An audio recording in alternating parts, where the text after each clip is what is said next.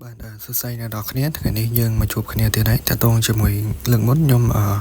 បានធ្វើវីដេអូបង្ហាញតើតងជាមួយបញ្ហាកុំព្យូទ័រយើងក្តាច់ Wi-Fi អត់បានឬក៏យើង share hotspot ពីកុំព្យូទ័រទៅទូរស័ព្ទតែតើតងជាមួយថ្ងៃនេះខ្ញុំមកសរពីរបៀបដែលយើងសរ password Wi-Fi មានន័យថាបើយើងកុំព្យូទ័រនេះយើង connect Wi-Fi ហើយអញ្ចឹងយើងចង់ connect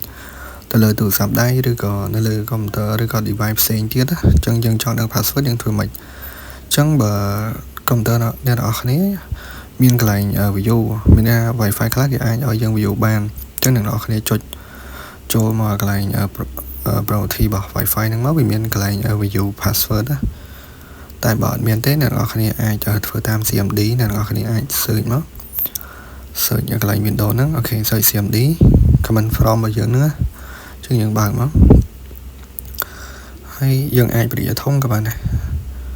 ព្រាធំដើម្បីស្រួលមើលព្រោះអីឈ្មោះ Wi-Fi ដែលយើងធ្លាប់ connect មានច្រើនណាអញ្ចឹងអ្នកនរគ្នាអាច say net sh VLAN so profile ហ្នឹងមកអញ្ចឹងអ្នកនរគ្នា say នៅ comment ហ្នឹងក៏បានអ្នកនរគ្នាផាសក៏បានដែរអញ្ចឹងអ្នកនរគ្នាក៏ say ចឹងមកហើយផាសមកអូខេអញ្ចឹង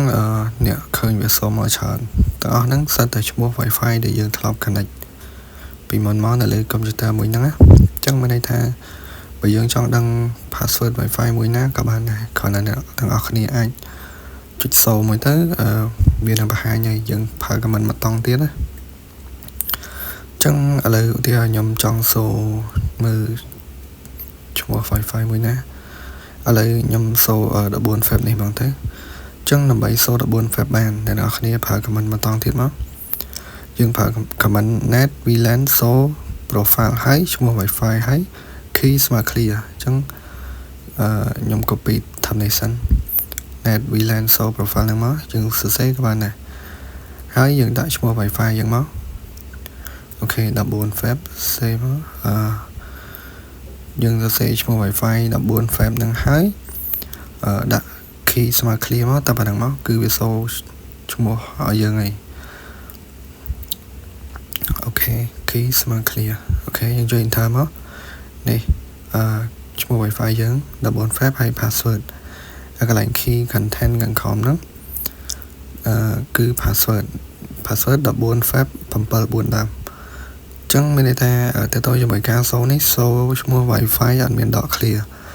តែ Wi-Fi ខ្លះមានដក clear ដូច Brown 2G នេះអញ្ចឹងណា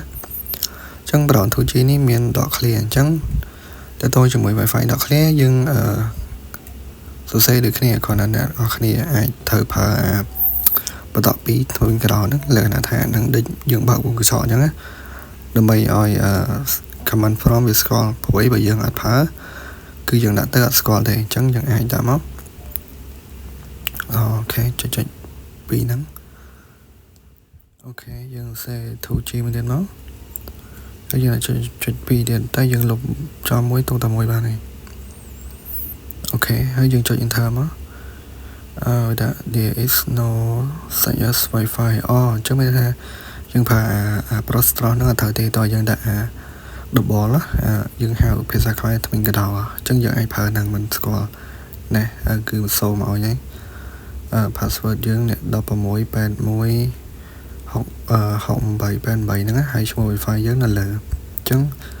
ទៅជាមួយការសូ password Wi-Fi គឺងាយស្រួលមែនតើឲ្យតែអ្នកទាំងអស់គ្នាធ្លាប់ connect ហើយគឺសូបានតែម្ដងអញ្ចឹងបើអ្នកទាំងអស់គ្នាចូលចិត្តវីដេអូខ្ញុំសូមជួយចុច subscribe ដើម្បីទទួលបានវីដេអូថ្មីជាបន្តទៀតអរគុណ